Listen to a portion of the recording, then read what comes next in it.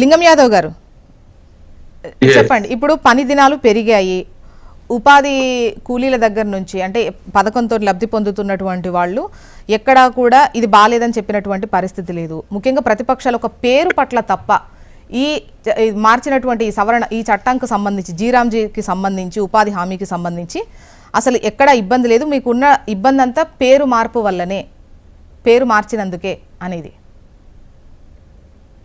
Good morning అండి. ముందుగా మీకు హెచ్ఎంటీ ప్రేక్షకులకు, పెద్దలకు, ప్యానలిస్టులకు డెఫినెట్ గా మనం కనుక ఏదైతే ఈ జీరాంజీ గురించి మాట్లాడాలనుకుంటే డెఫినెట్ కూడా ఇవాళ దేశమే కాదు ప్రపంచం మొత్తం కూడా ఇవాళ మహాత్మా గాంధీ పేరుతోటి ఆనాడు కాంగ్రెస్ ప్రభుత్వం యూపీఏ హయాంలో మన్మోహన్ సింగ్ గారి ఆధ్వర్యంలో ఇవాళ గ్రామీణ ప్రాంతంలో ఉన్నటువంటి ప్రజలకు ఇవాళ పనిని హక్కుగా కల్పించినటువంటి ఒక్క గొప్ప పథకం మహాత్మా గాంధీ జాతీయ ఉపాధి హామీ పథకం.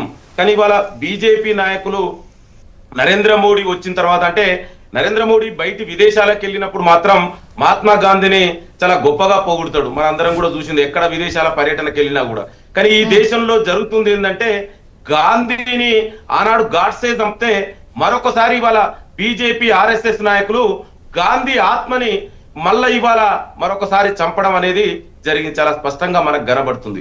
అంటే ఇవాళ ఏం అవసరం వచ్చిందని మీరు ఇవాళ ఈ యొక్క పథకానికి జీరాంజీ అని పేరు పెట్టిరు.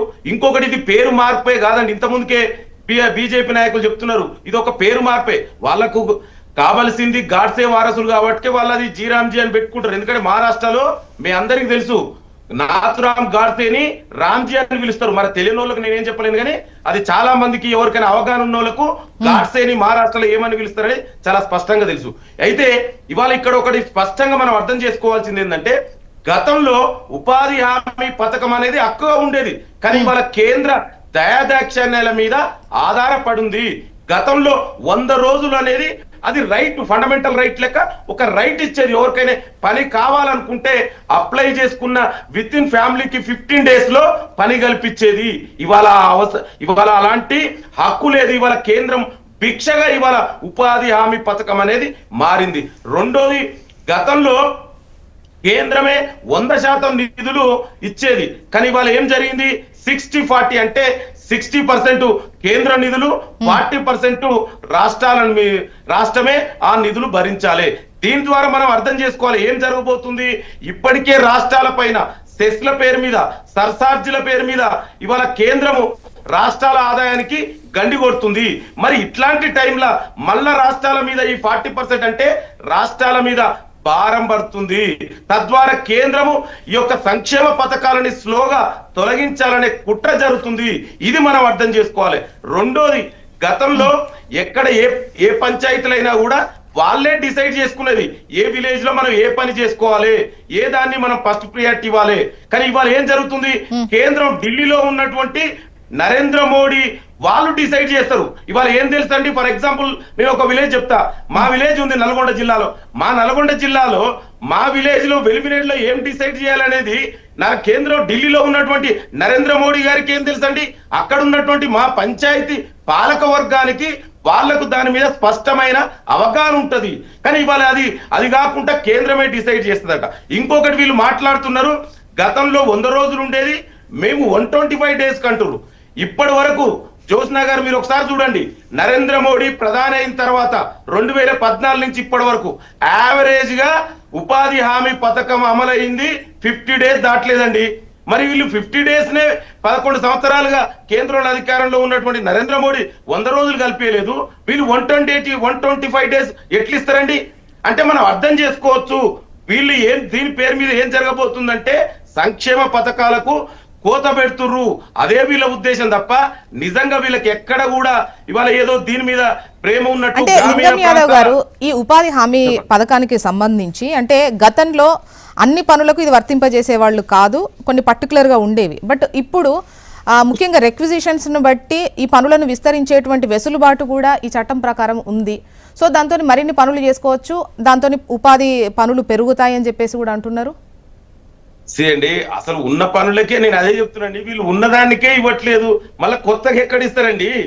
ఇవాళ వీళ్ళు అదే చెప్తున్నా, వీళ్ళు చెప్పేదాన్ని ఒకటి, నేను ఏం అవసరం వచ్చి. ఇప్పుడు లింగం యాదవ్ గారు, గతంలో కొన్ని కల్లాలు వాటికి వీటికి సంబంధించి ఇప్పుడు రాష్ట్ర ప్రభుత్వానికి కొన్ని ఉంటే గత బీఆర్ఎస్ హయాంలో వాళ్ళు కొన్ని వాడుకున్నారు, కల్లాలు వాటి ఏర్పాటు చేసినందుకు వాటి కోసం ఉంటే ఇవన్నీ వెనక్కి తిరిగి చేయాల్సినటువంటి అవసరం ఉంటుంది, ఇది ఉపాధి హామీకి సంబంధించినవి, ఇవి ఈ పనుల కోసం కేటాయించినవి కాదు అని. ఇప్పుడు ఉన్నటువంటి పరిస్థితుల్లో ఈవెన్ వ్యవసాయానికి కూడా అనుసంధానం చేసే దిశగానే ఈ చట్టం ఉండబోతోంది, ఈ చట్టం ఉంటోంది. అప్పుడు పనులు పెరిగినప్పుడు ఖచ్చితంగా పని దినాలు కూడా పెరుగుతాయి కదా. నేను అదే చెప్తున్నాండి. నేను యావరేజ్ గా మీరు ఒకసారి చూడండి, ఇప్పటి వరకు ఇప్పుడు 2014 నుంచి కేంద్రంలో అధికారంలో ఎవరు ఉన్నారండి? నరేంద్ర మోడీ కదా. మరి ఇప్పుడు మీరు డేటా చూడండి, నేను చెప్పడం కాదు కదండి, మీరు డేటా తీసుకోండి. యావరేజ్ గా 50 days దాటలేదండి.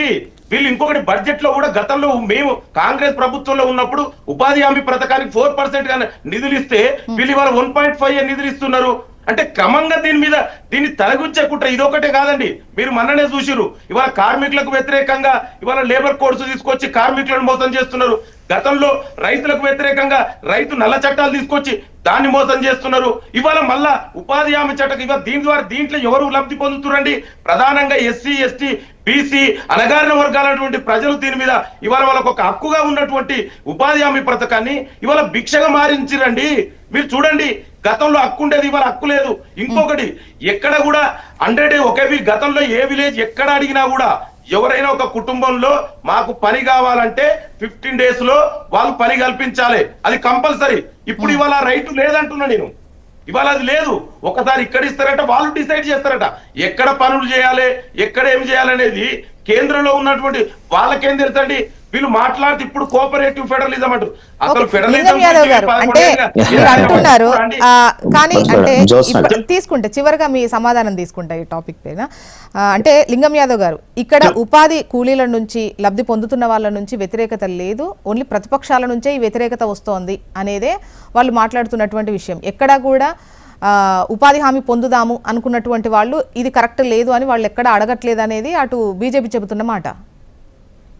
ఇక వాళ్ళు అట్లా ఎక్కడ లేదండి. మీరు చూడండి, ఇప్పుడు దేశవ్యాప్తంగా ప్రజలు తిరగబడుతున్నారు. అదే చెప్తున్నాండి, బీజేపీ నాయకులు వాళ్ళకి కనబడేది. ఎందుకంటే వాళ్ళకి కావాల్సినటువంటి వాళ్ళకి అనుకూల మీడియాలో ఈ యొక్క దాన్ని చూపించరు. ప్రజలు ఎంత వ్యతిరేకరు. వాళ్ళ విలేజ్ లకు రమ్మండి, రేపు పోదాం విలేజ్ లకు, ఎక్కడ పోదాం. ప్రజలు నిజంగా ఈ ప్రజలు బీజేపీ తీసుకొచ్చిన జీరాంజీ బిల్లు అనేది నిజంగా ప్రజలకు ఉపయోగం ఉందా?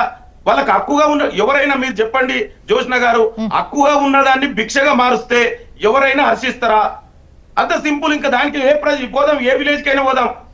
ప్రజలు దీన్ని ఇవాళ తిరగబడతారండి. మీరు చూడండి, రేపు రాబోయే రోజులలో దీంట్లో పెద్ద ఎత్తున కూడా మేము కూడా కాంగ్రెస్ పార్టీగా డెఫినెట్ కూడా మేము పోరాడుతున్నాం దేశవ్యాప్తంగా. ఇంప్లిమెంటేషన్ స్టార్ట్ అయితే అప్పుడు తెలుస్తుంది అంటారు. డెఫినెట్ గా అండి, ఇవాళ ప్రజలకు అర్థమవుతుంది. ఇవాళ బీజేపీ ఎందుకంటే వాళ్ళ మీడియాల ద్వారా దీన్ని ప్రొజెక్ట్ చేయరు.